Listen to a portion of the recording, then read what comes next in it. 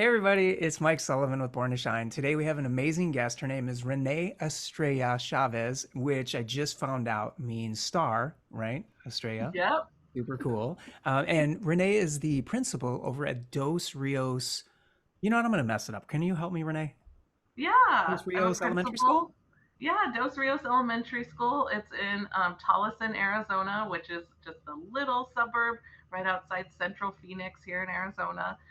The district is Union Elementary School District, and Dos Rios is one of the schools, and I'm the principal at the K-8 school.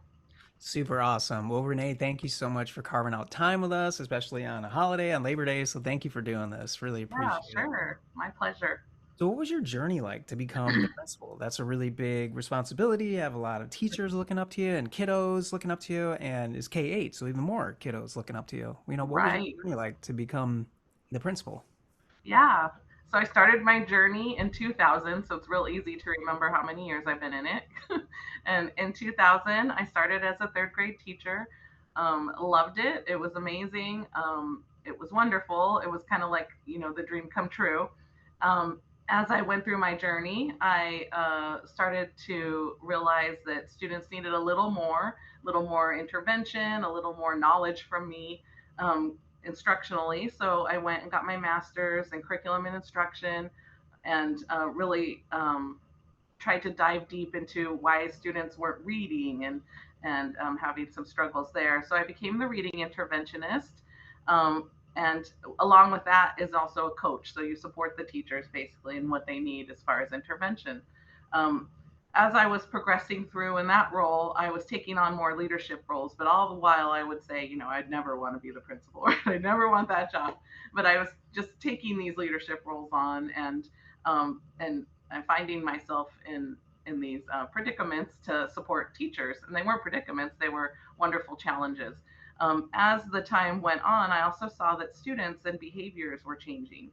Um, we were questioning why, like maybe in the kindergarten classes, we had kids that would go under tables and they wouldn't come out. And so, Mm, as a coach and an interventionist, teachers would look to me and say, "Hey, we're struggling. What's going on with these kids?" And hmm I didn't have answers. I don't know. Let's punish them. That's what we do. Let's give them consequences. That's we had a matrix where they do this. This is what happens, and mm. all this stuff that now I look back on, I'm like, oh my gosh. Yeah, that So, doesn't work. um, I know. One day, we had the county superintendent's office come in and they had a presentation about trauma informed care and trauma informed strategies. Um, they talked about adverse childhood experiences. They talked about social emotional learning, excuse me, and all kinds of things that we know now support students. And I felt like the skies opened up. I felt like this is it. We have to look from a different lens. We Hmm really have to support these kids by looking at it differently. And I had no idea. After 16 years, I had no idea, and this really supported me. It was so intriguing to me that I continued my research, and I saw that the county superintendent's office was hiring for a professional development coordinator to go and do the very presentation that I saw. And I was lucky enough to land that job. But I didn't realize, I was like, oh, I didn't know that I really liked presenting in front of large crowds. And so, but I really did. I challenged myself again. I wanted to share the knowledge. And so we did a lot of research and putting together free professional development for all the schools around Maricopa County. So that's high schools, that's charters. We even went to the juvenile correctional facilities, just really talking about how to support kids when their behavior isn't really, supporting themselves at the time or supporting the cause that whatever they're there for the facility, whether it be to, help them with whatever legal issues they have or schooling. Um, and so after that, I would support teachers, and I saw that really the biggest impact. I'd have teachers that would call me and help me. I need help in my classroom. Sure, and I'm coming in and I'm doing that. But the biggest impact was the culture of the school and administration. So I had found myself getting my administration leadership masters and going into that role. And so that's where I found myself as an assistant principal at Dos Rios. Dos Rios was actually one of the schools that I went to do the presentations in. So I knew the culture, and I knew what I was getting into. I knew that I could really support and help them. They were just starting PBIS, and we all know that just saying you're in a program does not mean that you're actually doing it.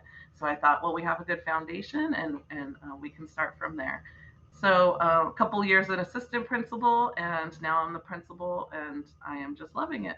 That's awesome. Love that. And I love that you're incorporating, you're looking through a different lens.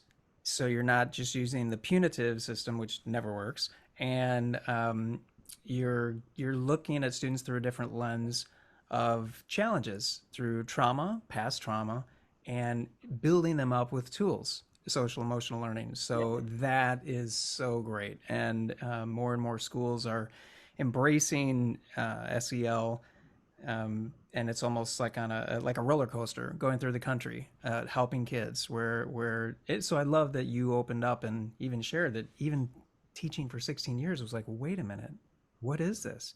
Oh, and then Hmm. you said the skies opened up. So that is so cool. I love to hear that because it does make a huge difference, and Hmm. it's great that you're doing that. So way to go. That's just awesome. And when you were a kiddo, when let's say K8, because your school is K8, did you have any challenges that you're comfortable to share with us to inspire some of our listeners? Like for me, I was bullied. I had ADD. I had OCD. I had anxiety, depression. I had A through Z. I didn't understand it. I was a third grader, not really had big feelings in this little teeny body, and I didn't understand it. So, was there anything when you were K8 that you struggled with, that you're comfortable sharing with us? Yeah, so it's interesting that you say that. So that when I would go do my presentations, we would talk about adverse childhood experiences, or ACEs, and we would have the participants give the quiz, or no, it's not a quiz, a survey, right? And then it depends on how many points you get. That depends on how high your ACEs are and how much need and support you would require. And I don't score high on it. I had a traditional, mom and dad home. Not a lot of issues, middle class. So not a lot of struggle, and I really do love school. So that's why I spend my whole life here, right? I really like school. I like the idea of it. I love learning. Um, However, I think in the past, my parents did move a lot, and so there was something Mm, there where there wasn't a lot of continuity. I was a good student, but there probably needed to be more as far as nurturing my well-being. And everybody makes fun, and I'm a Gen Xer. Everyone makes fun that says the Gen Xers raised themselves, and we kind of did, and mm, not for any fault of my parents. They were working, and they just figured, you know what you're doing, go do it. You know what you're supposed to do. And luckily, I had the resiliency and the strength inside me, and wherewithal to just do it. But I know that that's not the case. And especially now, students and student well-being, it's dependent on the village, right? It takes the village, and it's dependent on the village to help and support. um, and so that's why I look at the students that are in my school and in my care, and we say, the student well-being is just as important. It is the foundation on which we're going to get that instructional support in. We know that their brains aren't going to be working if they're in crisis, or they're struggling, being bullied, whatever the case may be. Then might as well forget it. So why not focus on student well-being and making sure that our students are okay? At my school, we started, when I started as assistant principal, it was just me, the assistant principal, and a principal. We had a counselor. She was there like 1.5 days. I mean, that was clearly not enough for 670 kids. mm. Um, Now, because we know that student well-being is important, we have a counselor full-time. We have an outside behavioral agency that works with us. So if the school counseling is something that is not going to get to the heart of the problem, we refer to them free of charge to the students in our community. We also have the social emotional interventionist, which really focuses on the student well-being, tries to see which skills those kids are needing, and focuses on them. We use the Boys Town method. And so the Boys Town method really focuses on the skills that the students need. Like last week was listening, and the week before was getting teachers' attention, and or struggling with accepting no for an answer. And so I think maybe if those things were in place when I was a student and just really focusing on my student well-being, think of how much farther. I always think like how much farther I could have gone every different school I went to, while they were supporting me.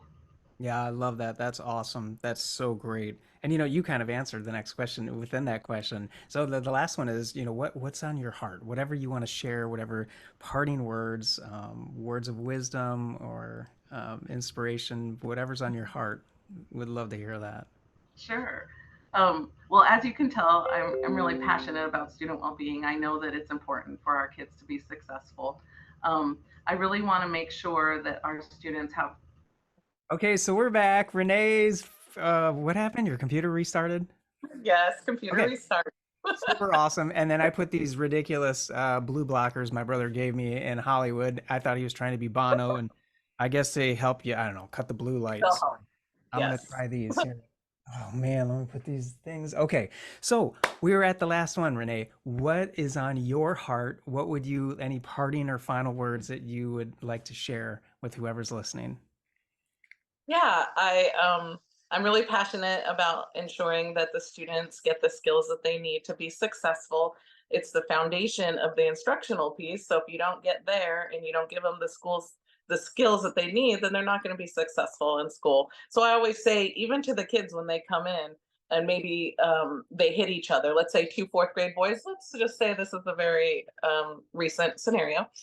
Two fourth grade boys just really got mad at each other because they were playing basketball, Mm, and the only way they know how to solve that problem is to hit each other. mm, And so I said, hey guys, I go, we need to find different skills. Can you imagine if that's what I did when I'm mad at someone, and I get mad at people all the time, and I just go and hit them? What kind of world would we be in? And I said, I'm going to be old and I'm going to be living in a nursing home, and I want people that are kind to each other, or at mm. least have skills to solve their problems without violence.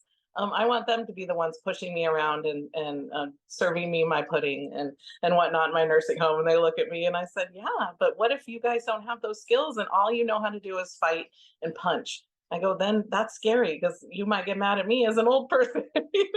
So we need to have better skills to deal with our emotions. And so I think that if we just repeat it over and over every morning in my morning announcements, I repeat our expectations. They're kind, they're safe, and they're responsible. And so we can anchor everything off that. I think it's really important that we just really build skills in the kids, to be resilient, to be good humans, and to be able to be successful in their future adult lives.